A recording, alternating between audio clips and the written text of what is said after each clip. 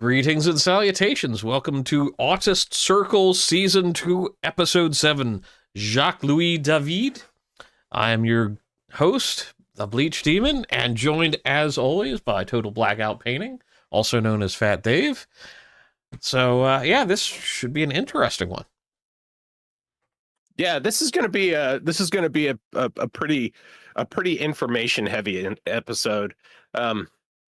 This guy was a fascinating artist, and he was a really incredible fucking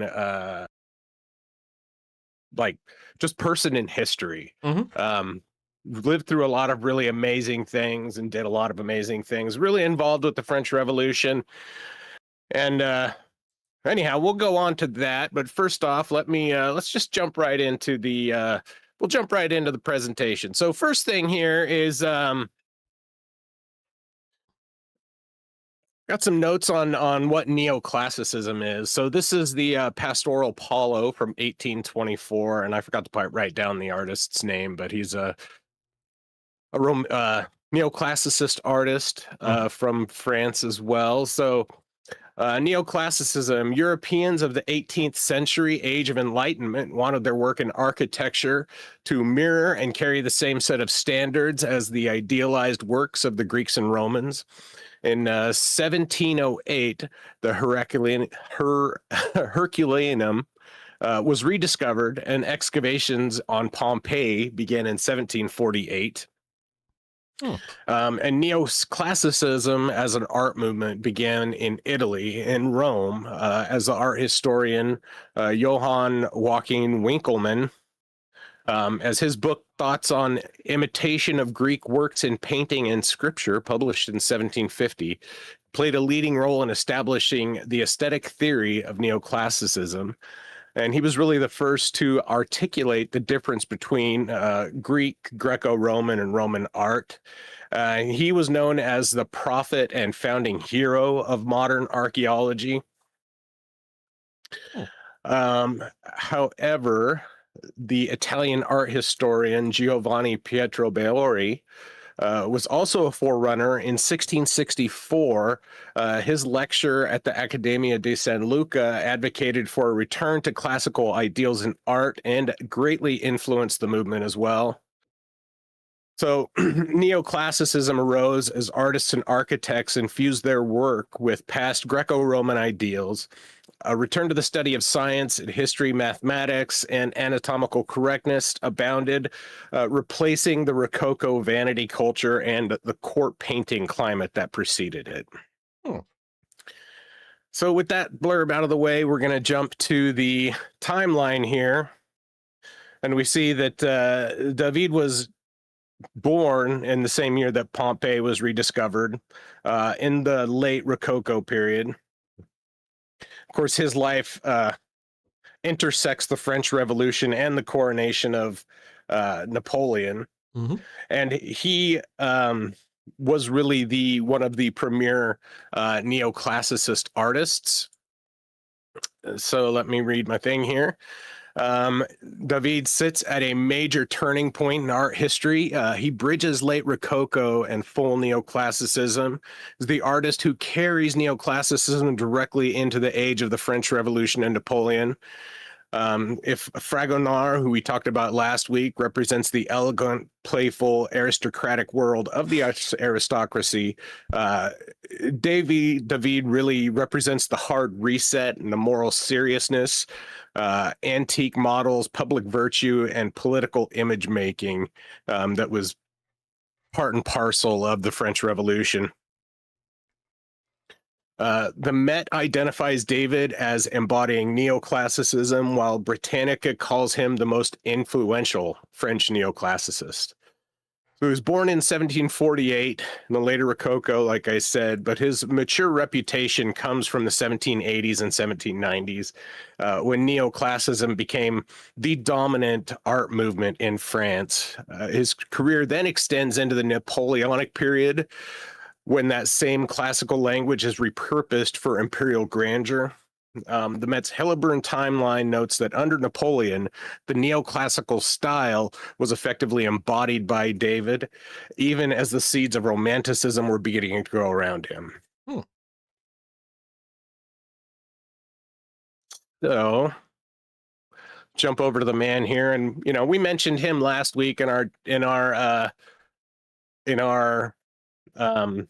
presentation with Fragonard because he intersected with them. Mm-hmm. So this is Jacques-Louis David. He was born in 1748 in Paris to Louise Maurice David, a prosperous parent merchant, and Marie Genevieve Bouron.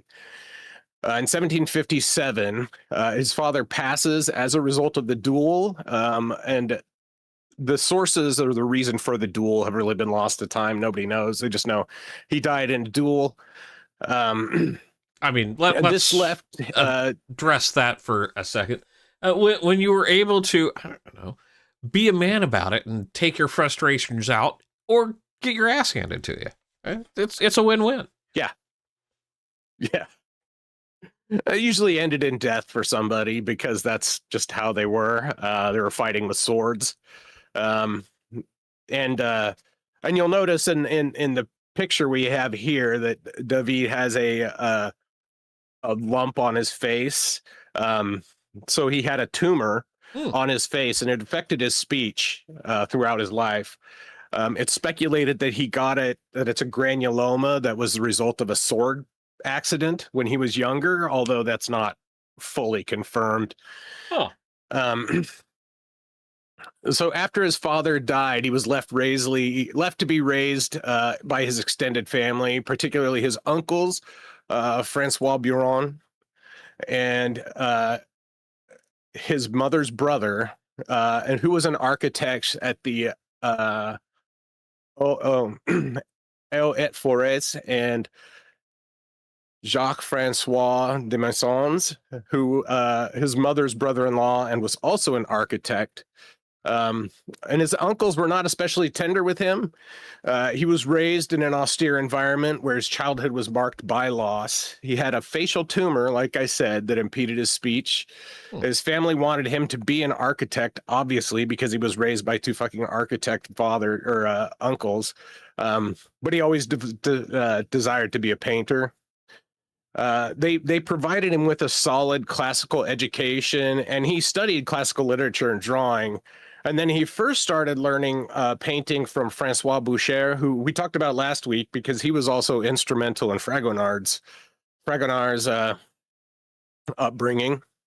But Boucher is ostensibly a distant relative of David, and he actually placed Boucher in the studio of Joseph Marie Vienne, who was the last holder of the Premier du Roi, which is the first painter to the king, obviously because they fucking executed the king after this.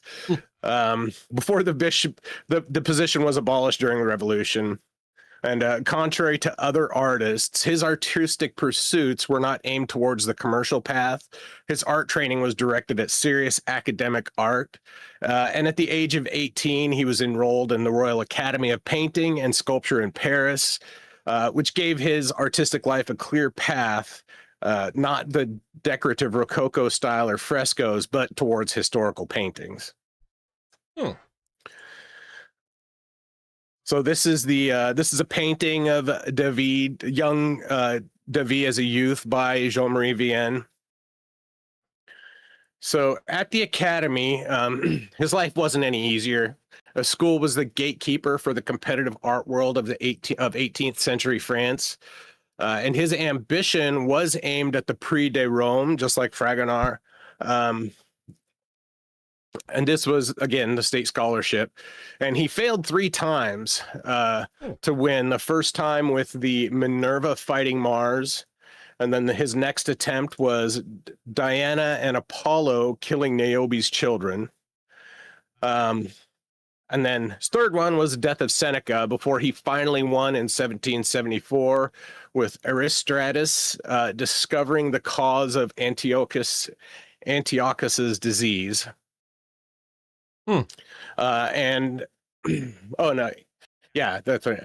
And in 1775, he traveled to Italy after winning. He traveled to Italy with his mentor, Vien, who had just been appointed as the director of the French Academy in Rome. And while in Rome, like every other visiting artist, he studied the great Baroque masters. And this is our gratuitous Caravaggio insert. This is Martha and Mary Magdalene from 1598. And it really is amazing looking at this painting. Just every time I go back to Caravaggio's paintings, I'm just like, man, he was so ahead of his time in terms of like the realism and how great he made things look. I'm just impressed with you've got basically the light source on the mirror, which if you've gone to any of those old studios, they've got the skylight there to illuminate the subject. That's such a cool thing to see included. Yeah. And it's funny because we used to have like this domed mirror when I was a kid. We had one of those dome mirror. Turns out it was a polished tank hubcap. So every time I see one of these, I just think of that. But he also studied high Renaissance masters, and this is the Deposition by Raphael in 1507. But during this time, he was also introduced to Raphael Mengs, who was a Danish artist who disliked Rococo's tendency to make ancient subjects seem frivolous. And Mengs was the one who introduced him to the writings of Wickman. And this is a painting of Wickman done by Mengs, or Winckelmann, sorry. And they were incredibly influential on his style. So in 1779, as part of the Prix, he was able to tour the newly excavated ruins in Pompeii. And this just deepened his desire to embrace the classical styles and paint classical works.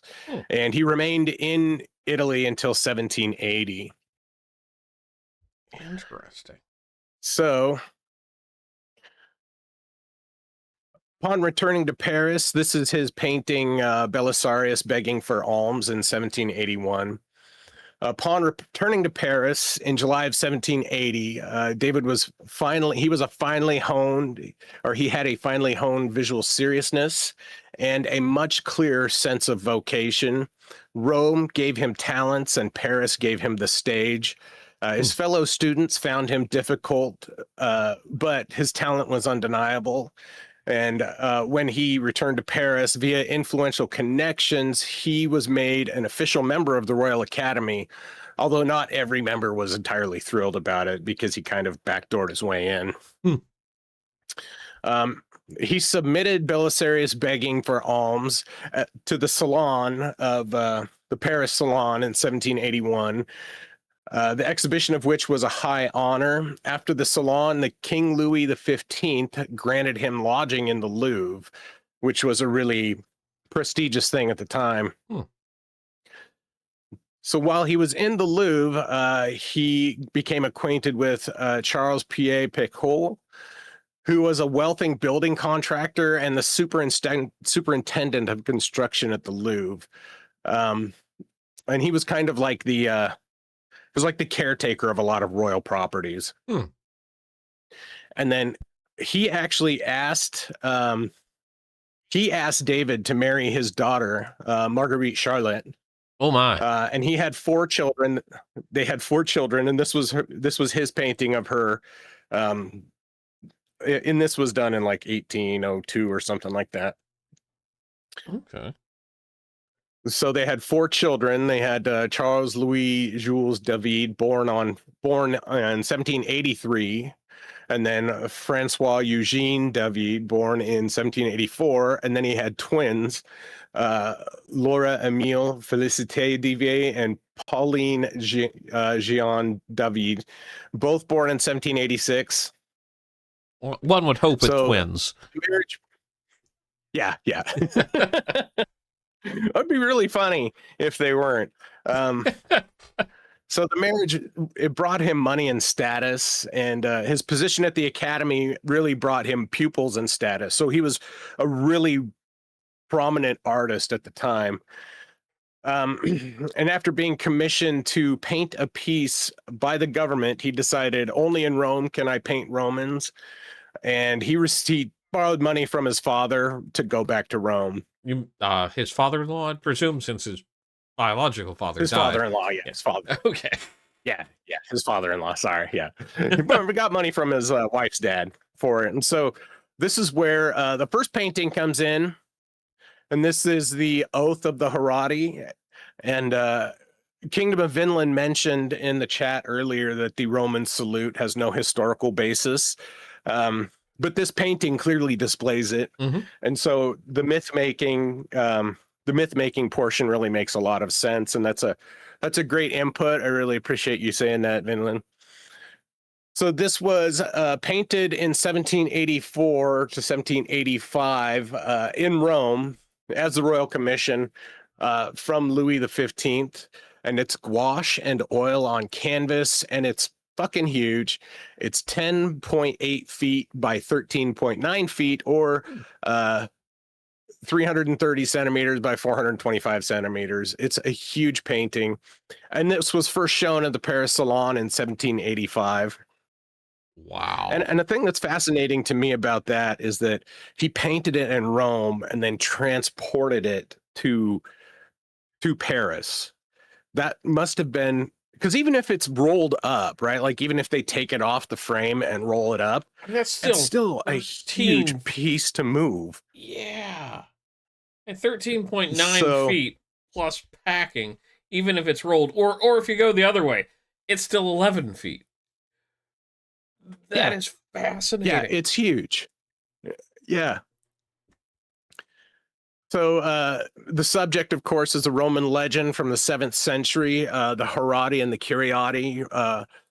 Rome and Alba Longa were going to war, but they didn't want to send armies. Instead, they sent 3 brothers from 2 prominent families, the Herati from Rome and the Curiati from Alba. And this image depicts the 3 Herati brothers pledging fidelity before their father with the swords before he hands them over. And it captures their oath of duty, submission, and self-sacrifice, because they know they could very well die, right? They're going out to sacrifice themselves for Rome. And you see in the lower left-hand or right-hand corner, the woman crying is her sister Camilla, and she's betrothed to a Curiati brother. So she knows that no matter the outcome, she's going to lose a loved one. And so the story goes that they get down to the first thing is the two Herati brothers die early in the fight. And then the 3rd Herati brother actually comes back and kills the other 3. He kills the Curiati, winning the battle for Rome. So this is and then when the brother comes home, of course, his sister is crying over not only her lost brother, but her lost fiance. And so he kills his sister because she's crying over the enemy. Which, I mean, that's the most Roman brutal, thing ever. Yeah, it's pretty Roman for sure. And this is one of the most iconic neoclassicist works, and eschewing the Rococo softness, using stark realism, that's more similar to a Baroque style than the frivolous softness of the Rococo. And it's far more realistic than a lot of the Renaissance paintings, even though there is a bit of stylization or idealized styling in here. So the painting itself, it really highlighted the changing tastes in France at the time, shifting from soft aristocratic frivolity to public discipline, which really preceded the revolution. And the image is seen as somewhat prophetic of the revolution, where people are going to eschew the frivolity and become a more serious, state-minded people. So After the oath of Herati was displayed, um, it elevated David's status from just an artist to one of the most important artists of the pre-revolutionary French Enlightenment. The image ostensibly symbolized many values of Rousseau's social contract, which would become important during the revolution. It also highlighted Rousseau's notion of separate spheres, which dictated a clear division of male and female attitudes between duty and society, which we'll also see displayed in a later painting. So students began flocking to David after this. He became one of the most important trainers in France for the next generation of painters. And he continued to refine his classical style, although his works began to help solidify the adoption of the Roman Republican values of civic virtue and self-sacrifice and duty to the state. And along those lines, we'll jump to the next painting here, which is The Death of Socrates. This was painted in 1787. It's oil on canvas, and it's currently at the Metropolitan Museum of Art in New York. And it's not as big as the other ones, but it is not small. I guess it's small in comparison, but it's 51 inches by 77 inches or 130 by 196 centimeters. And this was commissioned by Charles-Louis David of Montigny, a wealthy connoisseur in the Parisian Parliament. And of course, it depicts the death of Socrates, and this is one of his most iconic paintings. I think most people have seen this in some way, have seen this painting without knowing who it is. We've seen this depiction of Socrates' death, being handed the hemlock, so many different ways. And so Socrates was made to drink hemlock tea, and while the cup is being handed to him, he's still depicted as teaching. So his hand is pointing upwards, indicating that he's speaking about the immortality of the soul. And while accepting the cup, and of course, this is the death of Socrates in 399. Moments before he's executed for corrupting the youth of Athens. So there's some interesting stylistic choices here. Go ahead. No, I'm just really weirdly focused on one of the figures in the background, just waving at the viewer as they're going up the stairs. It's like, wait, what? Yeah. You got waving in the background. Now, that's an interesting detail, especially, given that the painting isn't gigantic, but it's really well done in the background, which I think puts a fine point on David's talent. And again, the lighting in this is pretty simple, but it's done very well. And he's depicted as he's surrounded by grief. An aging Plato is depicted at the foot of the bed, although Plato was not actually present at the execution in real life, but he put him here. So originally David had wanted to paint this in 1782, but he didn't really paint it until he was paid to do so, which makes sense. Yeah. I wouldn't do shit like that either if I didn't have to. So while the oath is about civic duty, this image is about intellectual conviction and fidelity to truth, even under the burden of unjust authority. The execution of Socrates is not just it's not just an image of death, but it's transformed into a manifesto of principle. Surrounded by grief, Socrates remains calm and rational and committed to the truth. So I like to think of Socrates as one of the original autists. That's a fair assessment of the man. Because he was unassailable in his search for truth, and his convictions were unshaking, which really I think is symbolized by this painting where he is he's stoically accepting his fate and telling the people around him, basically like the soul is immortal. I'm going to heaven or something, he's pointing up, he's indicating like this is not the end for me.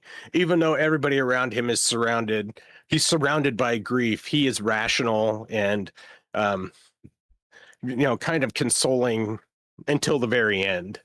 And he's one of the most famous promulgators of my favorite way of looking at the world is, I know I'm an idiot, or more closely to his, I know that I know nothing. Yeah. And that is such a liberating moment much. where it's like, I don't know jack shit, so I can learn. This is cool. Yeah, absolutely. He was passionate about learning and teaching, and again, unshaken in his ideals. So that brings us to the revolution, and I have a picture of Napoleon here, although he didn't come up until much later. So his next big painting was the lictors bringing the body to Brutus, bring to Brutus the bodies of his sons, and this, of course, depicts Brutus over here stoically in the corner, while his wife is inconsolable as the bodies of his sons are being brought in. And this was done in 1789. And this was this was meant to be displayed in the salon. However, before the opening of the salon, the revolution kicked off, and the National Assembly had been established and the Bastille had fallen. So David's work helped to establish the visual and moral atmosphere of the revolution. His prior works had rejected the decadence of the Rococo in exchange for the severity of Roman stoicism and self-sacrifice. And once the revolution in full swing, he ceased being merely an artist and became an active participant in revolutionary politics. He was a supporter and friend of Maximilien Robespierre, which this makes him look like he has a really weird head. Yeah. That didn't stay on his shoulders all that long. No. Although it stayed on far too long for the terror. Yeah. Yeah, and he was one of the most influential members of the revolution and a member of the Jacobin Club, which continues to suck until this day. And it was one of the most influential political clubs at the time. While people like Fragonard fled the city and the country, David remained to help rebuild it with the Republican values of the revolution. And those who knew him maintained that his generous ardor and high-minded idealism and well-meaning, though sometimes fanatical enthusiasm, rather than opportunism and jealousy, motivated his activities during this period. So he was a true believer in the revolution. He really wanted what was best for France. He wasn't just, trying to get what's best for him. Right. So he turned his ire on the Royal Academy, likely because of past conflicts, but also because they were royal supporters, obviously. The Salon eschewed his paintings at the time because they feared that it would inflame public sentiment or support for the revolution. And he was commissioned to paint the oath at the tennis court in 1789 to commemorate the event in which the French Constitution had been established, although the painting was never completed. This is just a drawing he did of it. And the painting was never completed due to political implications. So this is the sketch that he made of it, and this depicts the people of the revolution, or the people of the hell was it? the Gosh. the National Assembly, Yes. the members of the National Assembly voting on the French Constitution.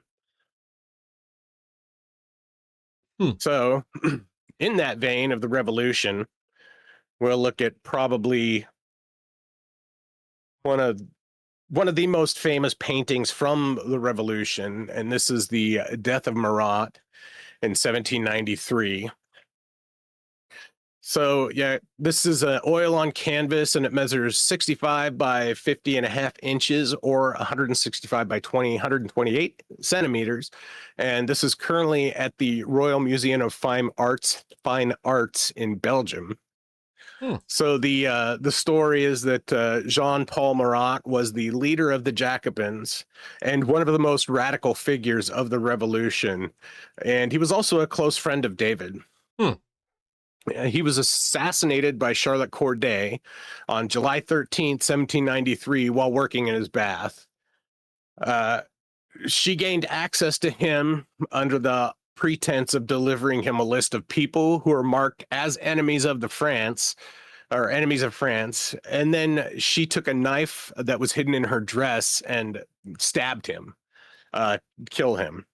I mean, so kind of based, considering that Marat was just an absolute animal. Yeah. And she was guillotined herself later. Now, the reason why Marat was in the bathtub is because he had a skin disease, which made him itch terribly, probably from syphilis or something. And his real only relief was in the bath, which had been made into an improvised desk. So he often worked from the bath. David actually organized the funeral for Marat, where he was buried at the Pantheon. So this is often referred to as the Pietà Revolution of the Revolution, and it is one of the most famous works from it.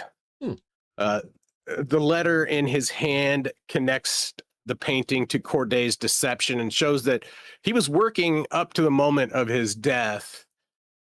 And the painting makes symbolic ties to kind of Christian martyrdom and political revolution, and it helped kind of beatify Marat's place in history.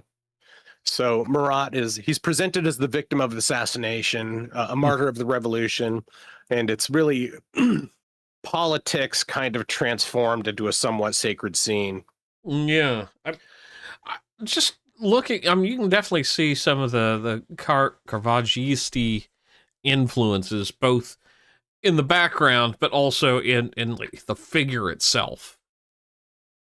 Yeah. Yeah, it's a departure from the kind of neoclassicist like Roman style, because it's a portrait of a person he knew. He painted them much more familiarly than he did with, the actual Roman scenes. So I guess some words about Marat is like, yeah, you were saying he was one of the he wasn't a liked guy, right? No, there was a reason why he was assassinated. He was the main figure in the Terror, which, if you were not the right kind of French revolutionary, you were going to be guillotined, and there's just no way around it. And while he was also a master of, he was a big proponent of, if I remember right, arts and science, and we're talking like traditional hard sciences.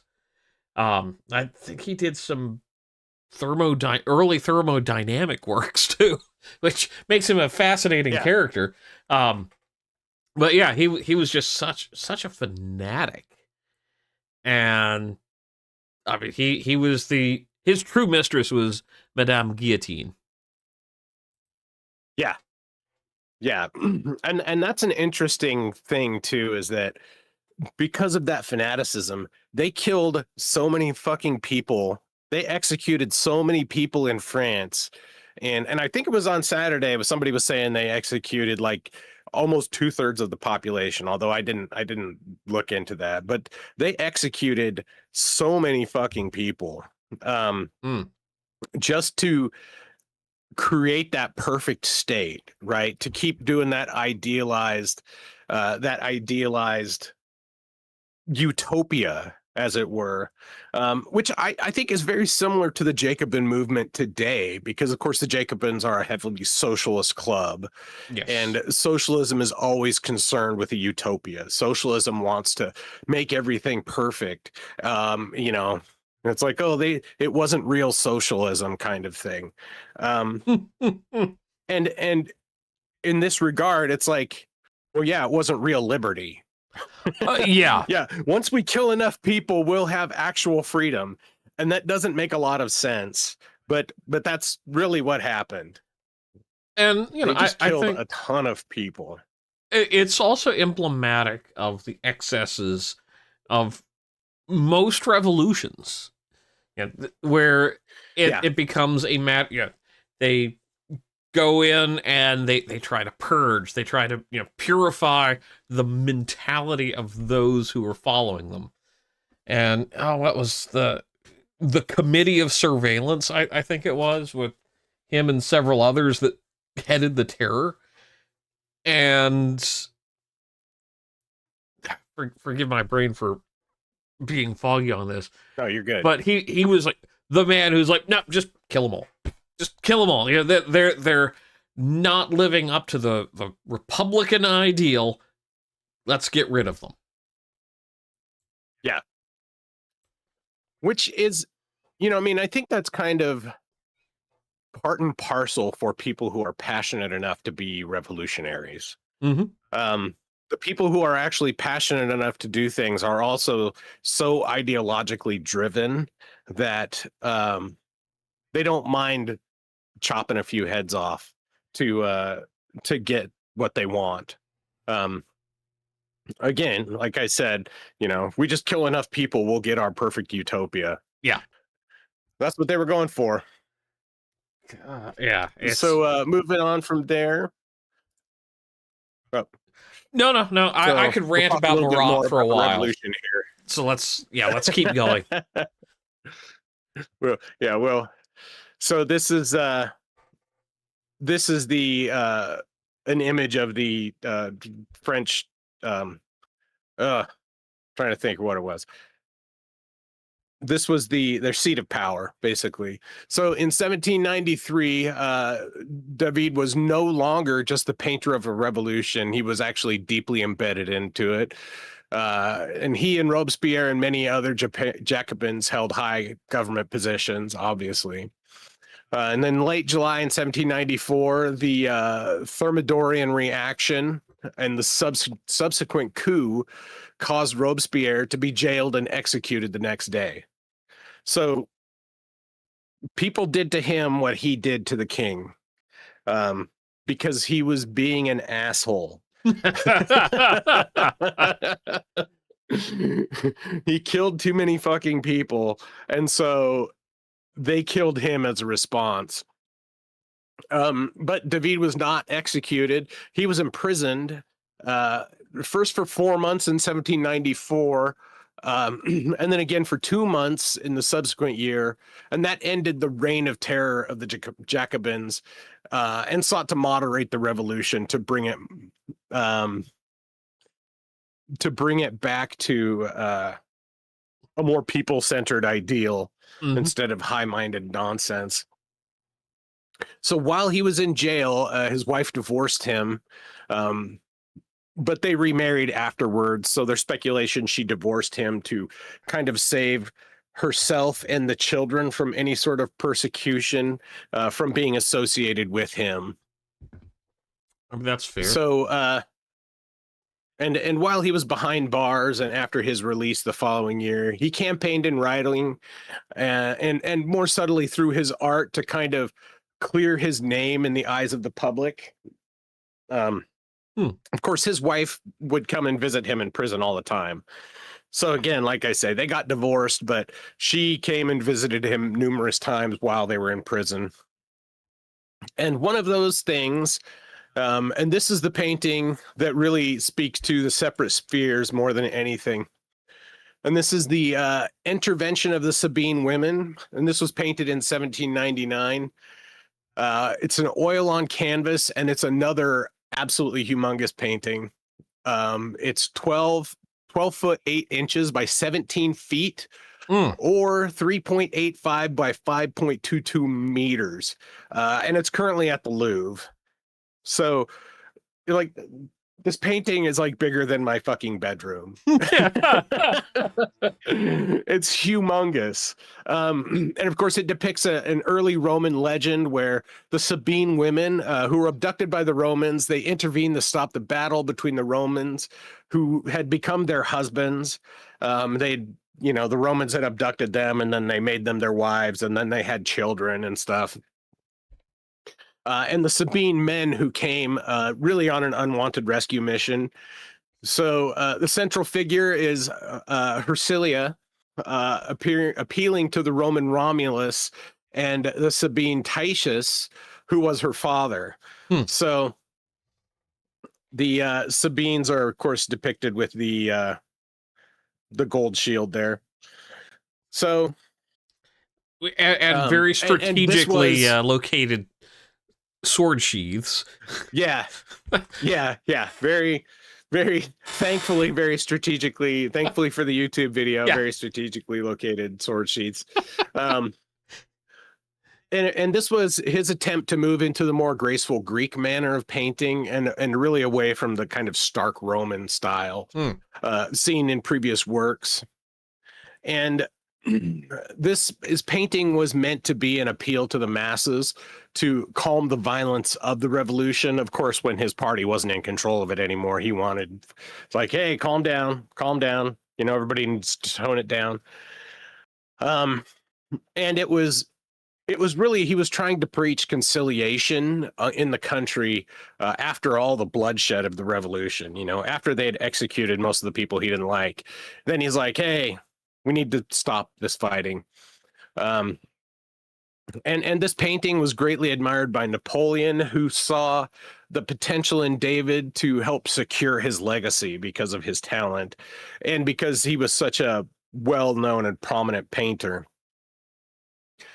And the work is the turn from the martyrdom of the previous works of Marat, of Socrates, even of the Harati, to reconciliation.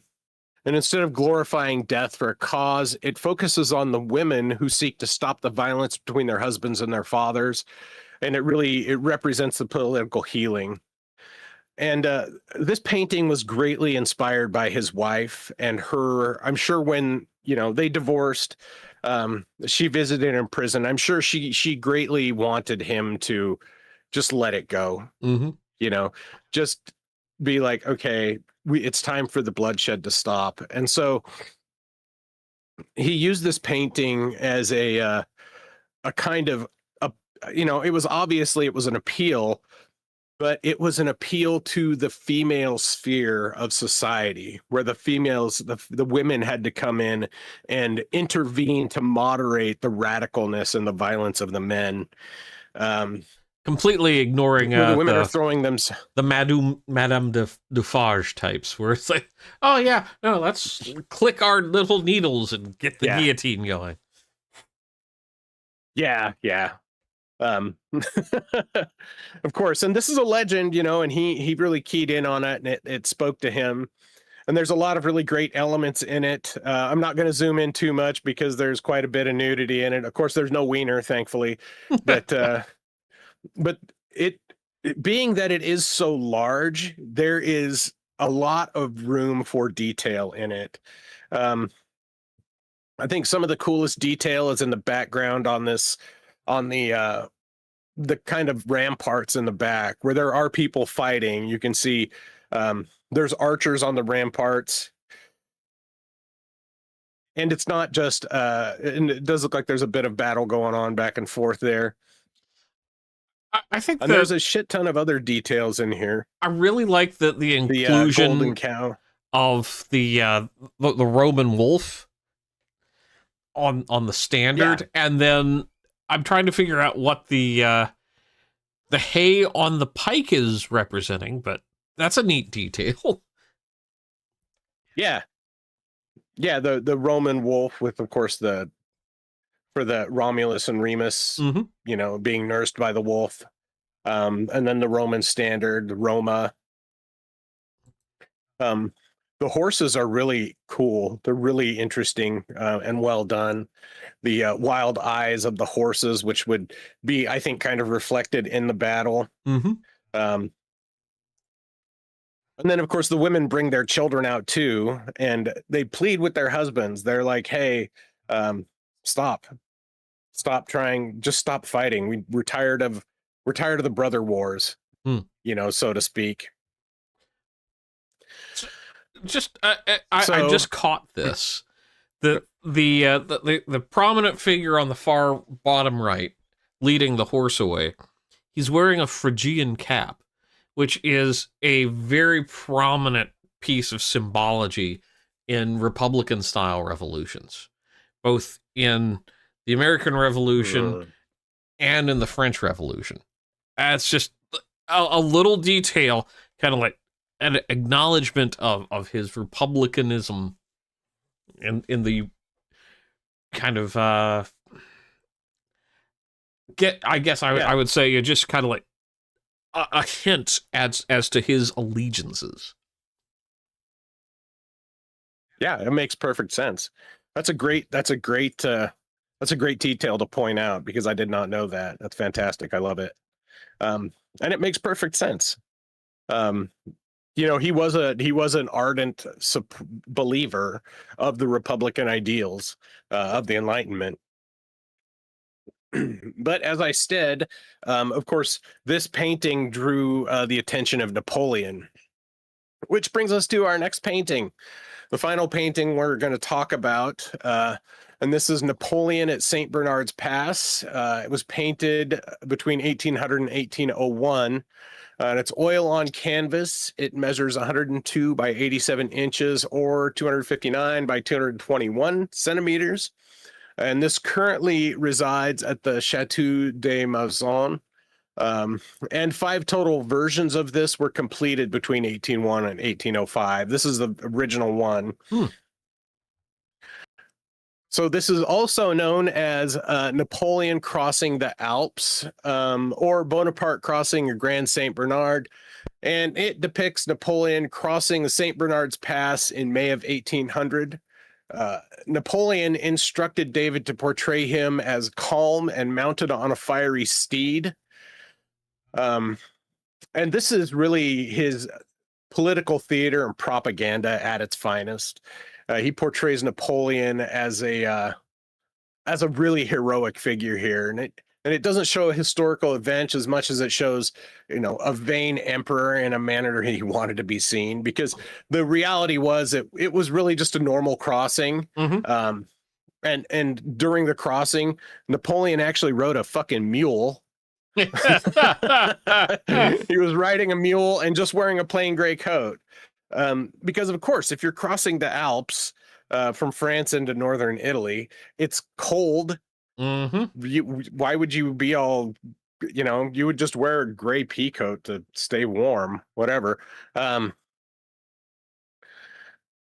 painting is a heroic depiction and has the names of Bonaparte, Hannibal, and Carolus Mangus, who is Charlemagne, at the bottom. What? And the fact that he had this painted during his lifetime with those names of legend tells you exactly who Napoleon was. Right. Yeah, because Napoleon really wanted to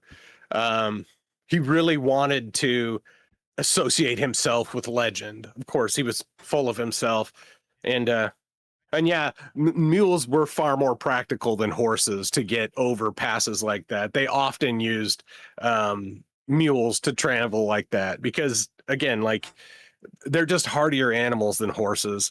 And this this secured David's spot as the official court painter of the Napoleonic Empire. And so with this painting, he stops painting virtue and starts painting destiny, because the real Alpine crossing, of course, like I said, was far less dramatic, but accuracy was not the point. He presents Napoleon as a man of irresistible force, calm in the face of chaos, ascending into history alongside Hannibal and Charlemagne. And it is one of the great acts of political image making in European art. Of course, because a lot of people have seen this. They've seen this painting. It's not an unfamiliar painting.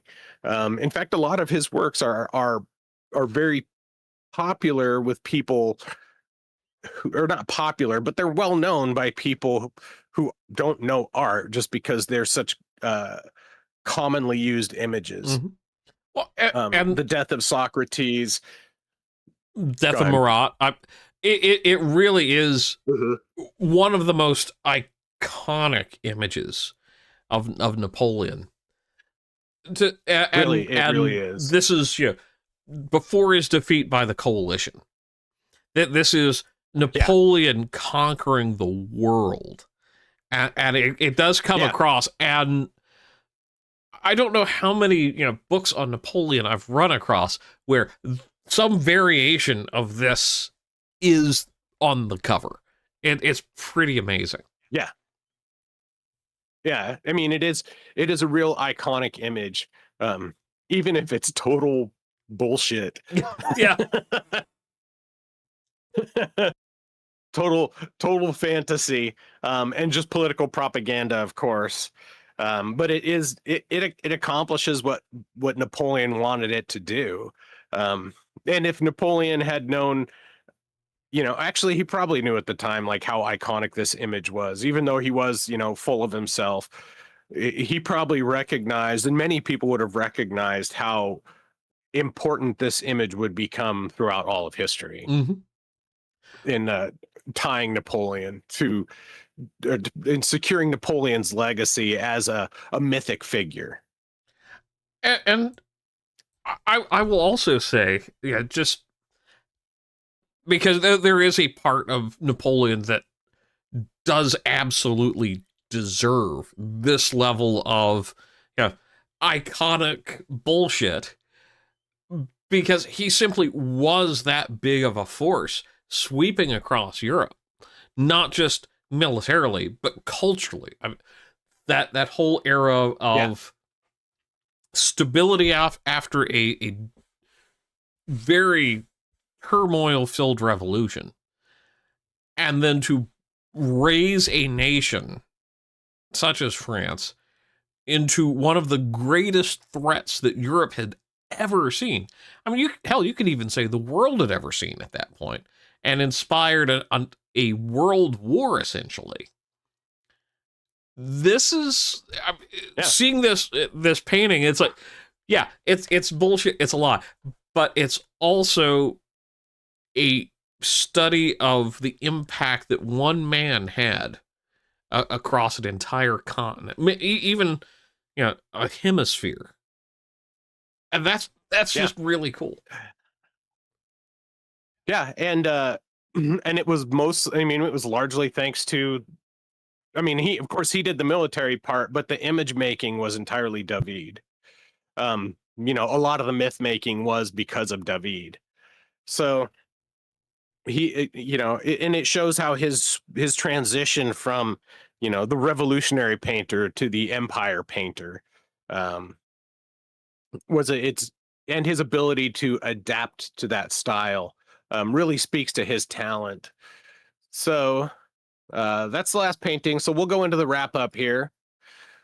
So let's talk about the fall of the empire. So David was made the Chevalier de Légion d'Honneur in 1803, and he was promoted to an officer in 1808. And then in 1815, he was promoted to commandant, now Commandeur de la Légion d'Honneur. In 1815, the Napoleonic Empire fell, and the House of Bourbon was restored to power. The restored King Louis the Third or the 18th granted David amnesty and actually offered him a position as a court painter, um, despite his involvement in the execution of Louis the 15th. But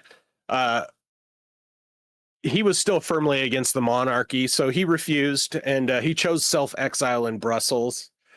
And during his time, he was considered the leading painter in France, and many considered him to be the leading painter in Western Europe. And he had dozens of pupils, many of which went on to become famous painters themselves. And on December 29th in 1825, he was struck by a carriage while leaving a theater, and later died as a result of his injuries. So he didn't die from old age or anything like that. He died in a friggin' car accident, basically, which is kind of interesting. But his body was disallowed to return to France due to his role in the regicide, and he was buried in Brussels. And his body was moved to the National Cemetery in Brussels in 1882, although some claimed that his heart was actually taken and buried with his wife at Père Lachaise Cemetery in Paris. So just an amazing force of a human being and artist during his time. And yeah, it was that's what I got. Wrapped up a few minutes early. Went through it really quick. But he presided over and painted and documented one of the most turbulent and bloody periods in France's history. Was associated with some of the most terrible and powerful individuals in all of history. Really a larger than life artist, and just an outstanding and amazing artist of the time, but still one of the most important artists of all time, in my opinion. So Yeah. that's Jacques-Louis David. Let's say next week we are going to be talking about Caspar David Friedrich, which would be a bit of a change of pace, although he was kind of contemporary to David in their lifetimes overlapped. They didn't intersect. They were and they're two very different types of painters. So next week we'll be talking about the more personalized art as we move into Romanticism and the romantic landscapes of Friedrich, away from the grandiose political and patriotic gestures of David's paintings. So I hope you all will be willing to join us next week for that. Again, on Thursday, same time. We're not going to change the time. We're going to keep it here. Do you have any closing thoughts, Bleach? No, not really. I think this was another fascinating artist. I see the heavy influence of Caravaggio and the use of Chiaroscuro, so we seem to be touching on a constant theme of this style of art, which I think is honestly fascinating. That there's that much influence from a few individuals that we see, but it also changes generationally to these fantastic art pieces to the point of, yes, the character styles change, but they keep going back to the certain old masters and relearning these skills generation after generation. Yeah, absolutely. There's echoes of the best artists echo throughout history, and their works resonate throughout multiple artists. And that's art history and legacy, but that's also our history and legacy as descendants of these people, descendants of the European tradition. And so with that, I think we can wrap it up. I'd like to thank everybody that came out. Kingdom of Vinland, it's good to see you. Fab Daddy stopped by, and LGM, and then VTT. You guys are all rock stars. I appreciate you coming out. And then on your channel, we got Formal Zeno. Thank you for coming out as well. And yeah, love art, love yourself, and love your people. Exactly. Reclaim it because your past is your future. Absolutely. Bye, folks. Cheers.